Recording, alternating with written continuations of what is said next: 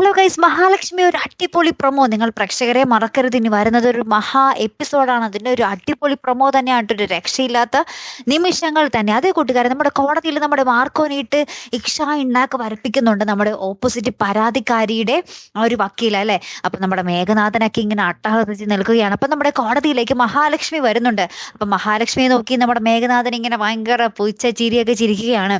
ആ ഒരു സമയത്ത് നമ്മുടെ മാർക്കോ നമ്മുടെ ജഡ്ജിയുടെ മുന്നിൽ തൊഴു കൈകൂപ്പി പറയുന്നുണ്ട്, എന്നെ പോലുള്ള നിരപരാധികളെ തൂക്കിലേറ്റാൻ ഇങ്ങനത്തെ ഒരു വക്കീലന്മാർ മതി എന്നൊക്കെ പറഞ്ഞ് ഭയങ്കര സെന്റി ഡയലോഗ് അടിക്കുകയാണ്. ആ ഒരു സമയത്ത് നിങ്ങൾക്ക് വേണ്ടി വാദിക്കാൻ ആരെങ്കിലും ഉണ്ടോ എന്ന് നമ്മുടെ ജഡ്ജി നമ്മുടെ മാർക്കോയോട് ചോദിക്കുന്നുണ്ട്. അപ്പം നമ്മുടെ മാർക്കോ ഒന്നും മിണ്ടാതെ ഇങ്ങനെ നിൽക്കുകയാണ്.